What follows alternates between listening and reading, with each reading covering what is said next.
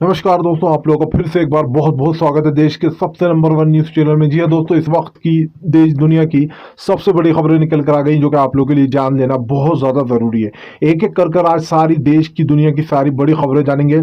सबसे पहले जो बड़ी खबर निकल कर आ रही है, बिग ब्रेकिंग न्यूज़। जी हाँ, असदुद्दीन ओवैसी ने फिर से एक बार साधा पीएम मोदी पर निशाना, कहा गरीबों को झांसा देकर उनसे ट्रेनों में किराया मांगा जा रहा है। दरअसल आप लोगों को बता दें, जो प्रवासी मजदूरों के लिए जो ट्रेन चलाई गई थी उसको लेकर बड़ी खबर निकल कर आ रही, जहां पर असदुद्दीन ओवैसी ने साधा पीएम मोदी पर निशाना, उसके बारे में बात करेंगे। दूसरी बड़ी खबर निकल कर आएगी जिसमें एक बार फिर से सोनिया गांधी और राहुल गांधी ने दिखाया पीएम मोदी को आईना, कहा गरीब मजदूरों जिनसे देश चलता है उनकी रीढ़ की हड्डी तोड़ने की कोशिश की जा रही। तीसरी जो बड़ी खबर निकल कर आ रही है, बता दें पूरा दिल्ली खुल चुका है। जिस तरह से दिल्ली खुला उस पर सरकार पर काफी ज्यादा केंद्र सरकार पर सवाल उठ रहा है। अगर दिल्ली खुल सकता है तो पूरा देश को नहीं। आप लोगों को बता दें केजरीवाल के पास पूरा इंतजाम है, लेकिन सबसे बड़ी समस्या जो आ रही है वो ये कि सबसे पहले खोली गई है शराब की दुकानें और है शराब की दुकानों पर है जब जबरदस्त भीड़। इसके बारे में विस्तार से जानेंगे।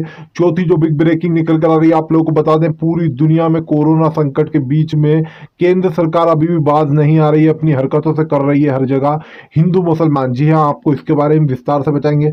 पांचवी जो बड़ी खबर निकल कर आ रही है, उद्धव ठाकरे भी जो है अब मुंबई में किस तरीके से जो है दुकानें खुलेंगी, किस तरीके से काम होगा, उसके बारे में भी एक बड़ी खबर निकल कर रही है, उसके बारे में भी आपको बताएंगे विस्तार से। सातवीं जो बड़ी खबर निकल कर आ रही है वो प्रवासी मजदूरों को लेकर आ रही है। बता दें आप लोग, प्रवासी मजदूरों की जबरदस्त तरीके से जमा हुई है भीड़। चलिए सारी खबरों की ओर बढ़ते हैं। सबसे पहली खबर जो निकल कर आ रही है वो असदुद्दीन ओवैसी को लेकर। बता दें आप लोग को, असदुद्दीन ओवैसी ने एक बार फिर से साधा है केंद्र सरकार पर निशाना। कहा क्या रेल मंत्रियों के पास इतना भी पैसा नहीं है कि रेल मंत्रियों को जो है समझाया जाए, भाजपा के पास इतना ज्यादा पैसा आया। बता दें आप लोग को 150 करोड़ केयर फंड में पैसा आया है, इससे भी ज्यादा अनगिनत पैसा आया, लेकिन उसके बावजूद जो है प्रवासी मजदूर जो कि एक डेढ़ महीने से जिनके पास ना ही नौकरी है ना ही करने को कुछ काम है, उनसे जो है केंद्र सरकार किराया मांग रही। जी हाँ, आप लोगों को बता दें दरअसल रेलवे मंत्रालय के जो लोग हैं वो मजदूरों से, गरीब मजदूरों से किराया मांग रहे हैं। इस पर असदुद्दीन ओवैसी ने कहा कि पीएम केयर फंड में अनगिनत पैसा आया, 150 करोड़ रुपए आए हैं। आखिर ऐसे में वो सारा पैसा कहाँ गया? क्या मजदूरों के लिए इतना पैसा भी नहीं है, गरीबों के लिए, कि उनका रेल यात्रियों का किराया दे दिया जाए? जी हाँ, आप लोगों को बता दें पहले केंद्र सरकार ने कहा था कि एक श्रमिक ट्रेन चलाई जाएगी जिसके द्वारा सभी गरीब और मजदूरों को उनके घर पहुंचाया जाएगा, लेकिन आप लोगों को बता दें इसके चलते सरकार खेल रही थी डबल मुआ गेम। आप लोगों को बता दें जितने भी मजदूर ट्रेनों में बैठे थे उनसे यहाँ पर प्रवासी मजदूरों से पैसा मांगा जा रहा था रेल मंत्रियों के द्वारा, लेकिन यहाँ पर उनके पास ना ही पैसा है ना ही खाने को।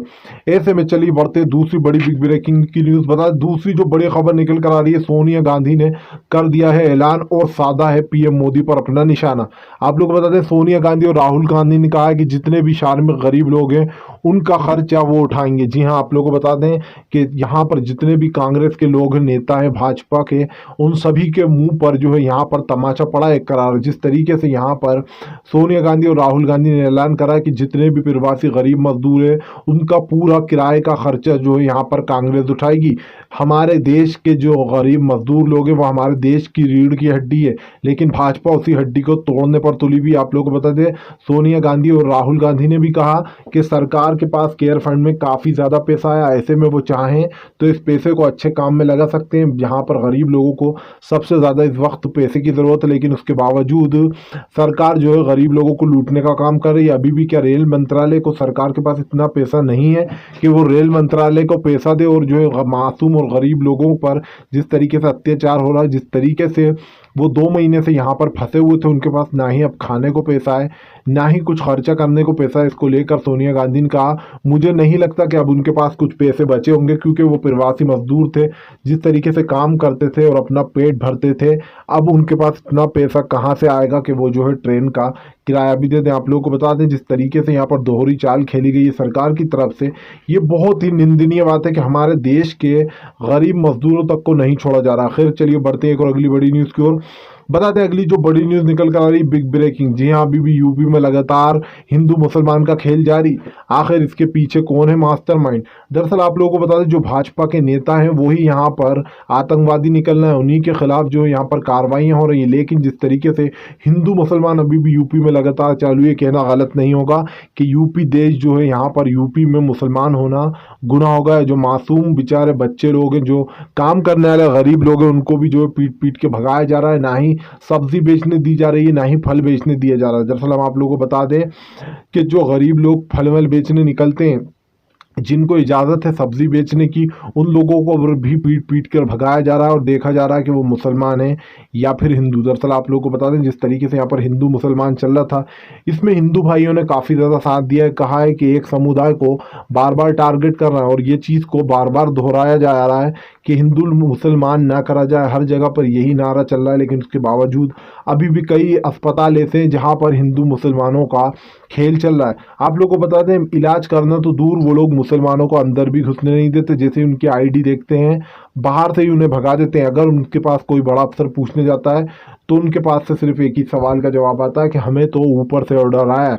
भाई ऐसा ऊपर कौन बैठा हुआ है जो उन गरीब लोगों के खिलाफ इस तरीके से जहर बुन रहा है। खैर यहाँ पर सरकार है, कब तक रहेगी ये भी देखते हैं यूपी में, क्योंकि जिस तरीके से मासूम लोगों पर अत्याचार हो रहा है, चाहे वो हिंदू भाई हों चाहे मुसलमान भाई हों, सब पर ही हो रहा है। अभी कुछ दिन पहले अभी खबर आई थी कि एक कुछ सब्जी बेचने वाले ठेले वाले को इन्होंने पीट पीट कर मार दिया। वो तो बेचारा मुसलमान नहीं था ना, उसको क्यों मारा? उसके बावजूद भी हिंदू मुसलमान करते हैं। इन लोगों को शर्म आना चाहिए। हमारे देश की जनता जिससे देश चलता है हमारा इंडिया जो कि सेकुलर कंट्री में आता है, उसके बावजूद ये लोग हिंदू मुसलमान करते हैं, हिंदू मुसलमान के नाम पर खून बहाते हैं और अपनी राजनीति, गंदी राजनीति खेलते हैं। ये कहना बुरा नहीं होगा कि राजनीति दुनिया का सबसे गंदा खेल है।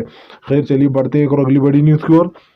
बता दें अगली जो बिग ब्रेकिंग निकल कर आ रही दिल्ली से आ रही। जी हाँ, केजरीवाल के पास थे सारे इंतजाम, खोला पूरा दिल्ली।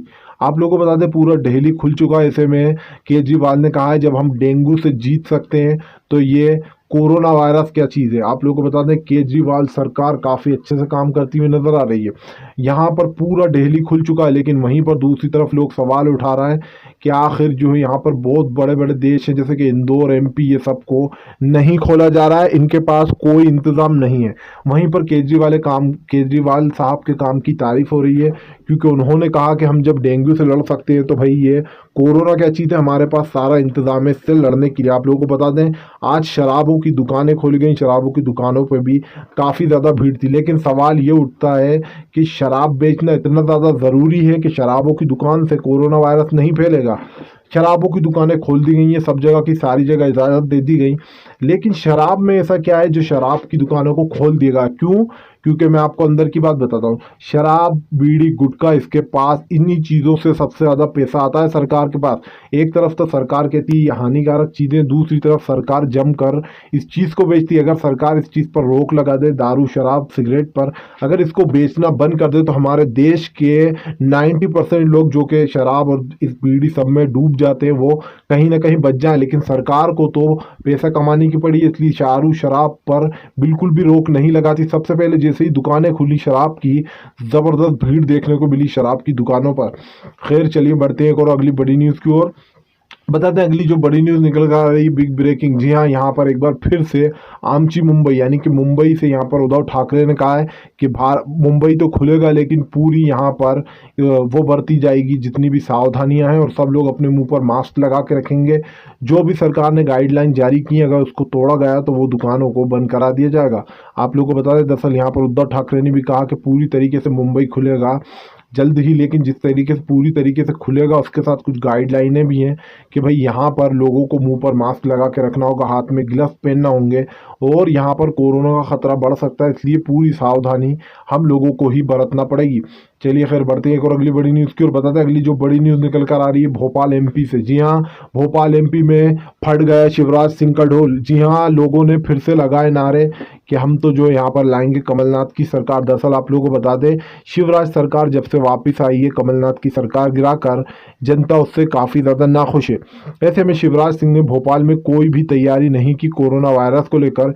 इसके चलते असर ये हुआ कि दिल्ली खुल गया लेकिन भोपाल जैसा शहर अभी तक बंद है। जी हाँ, एमपी में एक भी दुकान नहीं खुली है, जबकि यहाँ पर गाइडलाइनें जारी कर दी गई थी कि ये चीज़ें खुल जाएंगी। लेकिन भोपाल एमपी में जिस तरीके से कोरोना वायरस का कहर खतरा बढ़ता जा रहा है, इसको देखते हुए एमपी को बंद ही रखने का फैसला लिया गया है। लेकिन इस पर सरकार पर बड़े सवाल उठ रहे हैं कि आखिर शिवराज इतने दिनों से कर क्या रहे हैं। ना ही भोपाल में ज़बरदस्त तरीके से टेस्ट किए जा रहे हैं, ना ही इन चीज़ों को जो है यहाँ पर बढ़ावा दिया जा रहा है। आखिर यहाँ पर सरकार पर लोग उंगली ना उठाएं तो फिर क्या उनकी पूजा करें। खैर चलिए बढ़ते हैं एक और अगली बड़ी न्यूज़ की बात है। अगली जो बड़ी न्यूज़ निकल कर आ रही है, बिग ब्रेकिंग। जी हाँ, सलमान खान ने दिखाई दरिया दिली और बांटा सामान। जिस तरीके से सलमान खान ने सामान बांटा था उसको लेकर भी बड़ी खबर आ गई है। दरअसल आप लोग बता दें, अभी एक दिन पहले ही सलमान खान ने सभी गरीब लोगों को सामान बंटवाया था। इसको लेकर कई लोगों ने अपनी राय व्यक्त करी कि यहाँ पर जिस तरीके से पीएम केयर फंड ने लोगों ने पैसा डाला है, उससे अच्छा ये था कि लोग सलमान खान की राह पर चल के उन मासूम गरीब लोगों को खाना बांटते, उनको अनाज पहुंचाते। क्योंकि ये ज़रूरी नहीं है कि आप पीएम केयर फंड में पैसा डालेंगे तो उन गरीबों तक वो पैसा पहुंच ही जाएगा। आप लोगों को बता दें, सलमान खान के साथ साथ और भी बहुत सारे लोग थे जिन्होंने उनकी हेल्प करी। ऐसे में एक एक गरीब मजदूर तक सलमान खान साहब ने खाना पहुंचाया। ये कहना गलत नहीं होगा कि सलमान खान सच में एक दरिया दिल इंसान है। अगर मैं बात करूं सलमान खान की, तो यहाँ पर अपने हाथ से मेहनत कर कर गाड़ी और ट्रैक्टर में भरवा भरवा के लोगों को सामान बंटवाया। इस तरीके से अगर हमारे देश की जो सरकार है वो करती तो अभी तक कितने मासूम और गरीब लोगों के पेट भर जाते। लेकिन यहाँ पर अभी भी जो यही सब चालू है। खैर चलिए बढ़ते हैं एक और अगली बड़ी न्यूज़ की ओर। बता दें अगली जो बड़ी न्यूज़ निकल कर आ रही, बिग ब्रेकिंग। एक भी गोदी मीडिया नहीं बताएगी। जी हाँ, गोदी मीडिया ने छुपाया आपसे सच। दरअसल हजारों की तादाद में प्रवासी मजदूरों का फिर से लगा झुंड। जहां पर इसलिए गोदी मीडिया ने ये नहीं बताया क्योंकि आसपास कोई मस्जिद या मदरसा नहीं था। जी हाँ भाई, मुसलमानों को बदनाम करने के लिए कुछ चीज़ नहीं दिखी तो वो न्यूज़ बताई नहीं, क्योंकि उसमें मोदी जी की छवि खराब हो जाती भाई, कि लोगों के प्रवासी मजदूरों की अभी भी इतनी ज़बरदस्त तरीके से लाइन लग रही। दरअसल आप लोगों को बता दें, अभी भी हज़ारों लाखों मजदूर ऐसे हैं जो कि ज़बरदस्त तरीके से अड़े हुए हैं जगह जगह पर, लेकिन वहाँ का लॉकडाउन नहीं हटाया जा रहा है और वहाँ पर लोगों के लिए ट्रेन भी नहीं चलाई गई है। अब यहाँ पर लोगों से जब किराया मांगेगा रेल मंत्री, जब लोगों के पास पैसा नहीं होगा तो लोग क्या करेंगे। ऐसे में साफ साफ दिख रहा है कि केंद्र सरकार जो है मासूम गरीब लोगों के साथ खेल खेलती हुई नजर आ रही है। ऐसे में आप लोग क्या कहना चाहते हैं, आपकी क्या राय है? अगर आप दिल से पीएम मोदी की सभी नीतियों का दिल से विरोध करते हो तो इस वीडियो को दिल से लाइक करके अपना समर्थन दर्ज कराओ। और अगर आपने अभी तक चैनल को सब्सक्राइब नहीं किया है तो जल्दी से कर लो, ताकि